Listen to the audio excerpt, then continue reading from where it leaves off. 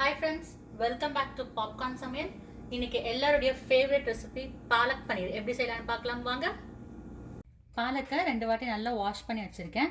இப்போ ஒரு panல இந்த பாலக்கு கொஞ்சம் தண்ணி சேர்த்து 3 நிமிஷம் வேக வச்சுக்கலாம். கீரை வேகும்போது மூடி வைக்க வேண்டாம், ஏன்னா இதோட பச்சை கலர் மாறிடும். பாலக் வெந்துடுச்சு. இப்போ ஒரு பவுலில் ட்ரான்ஸ்ஃபர் பண்ணிடுறேன். இப்போ ஒரு பேனில் 1 ஸ்பூன் எண்ணெய், பூண்டு, இஞ்சி, பச்சை மிளகாய், வெங்காயம்,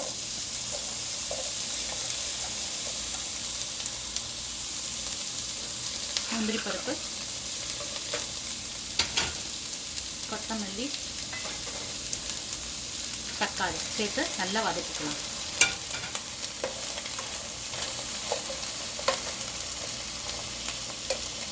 இப்போ இது நல்லா வதங்கிடுச்சு. கொஞ்சம் ஆறின உடனே நம்ம வேக வச்சிருக்க பாலக்கோடு சேர்த்து அரைச்சி எடுத்துக்கலாம். இப்போ அரைச்சி எடுத்து வச்சிருக்க விழுதை நம்ம தாளிச்சுக்கலாம்.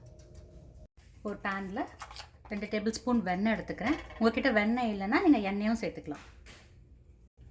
வெண்ணெய் உருகின உடனே கிராம்பு, பட்டை, ஏலக்காய் சேர்த்துக்கிறேன். இதுலேயே ஜீரகம்,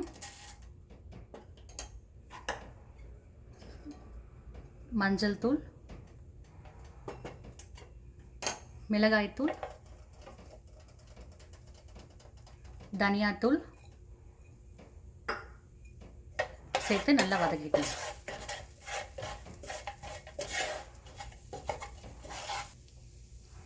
இப்போ இது நல்லா வதங்கின உடனே அரைச்சி வச்சிருக்க விழுதை சேர்த்துக்கலாம். மிளகாத்தூள், தனியாத்தூள் சேர்க்கும் போதெல்லாம் ஃப்ளேம் வந்து லோவாக வச்சுக்கோங்க, இதெல்லாம் சீக்கிரமாக தீஞ்சிடும். கொஞ்சமாக தண்ணி சேர்த்துக்கலாம். இப்போ லைட்டாக கொதி வந்துடுச்சு. இந்த சமயத்தில் பன்னீர் சேர்த்துக்கலாம். இப்போ கொஞ்சம் கரம் மசாலா, உப்பு சேர்த்து ஒரு 2 to 3 மினிட்ஸ் கொதிக்க விட்டு நம்ம இறக்கிடலாம். இப்போ நம்ம பாலக் பன்னீர் சூப்பராக ரெடி ஆகிடுச்சு. இப்போ ஒரு பவுலில் ட்ரான்ஸ்ஃபர் பண்ணிக்கலாம். உங்கள்கிட்ட ஃப்ரெஷ் க்ரீம் இருந்ததுன்னா நீங்கள் கொஞ்சம் ஃப்ரெஷ் க்ரீம் சேர்த்து சர்வ் பண்ணலாம். இந்த பாலக் பன்னீர் ஜீரா ரைஸ், நான், சப்பாத்தியோடு சேர்த்து சாப்பிட்டா சூப்பராக இருக்கும். இந்த வீடியோ உங்களுக்கு பிடிச்சிருந்தா பாப்கார்ன் சமையலுக்கு சப்ஸ்கிரைப் பண்ணுங்கள். இந்த ரெசிபியை நீங்களும் செஞ்சு பார்த்துட்டு உங்கள் கமெண்ட்ஸை ஷேர் பண்ணுங்கள். தேங்க்யூ.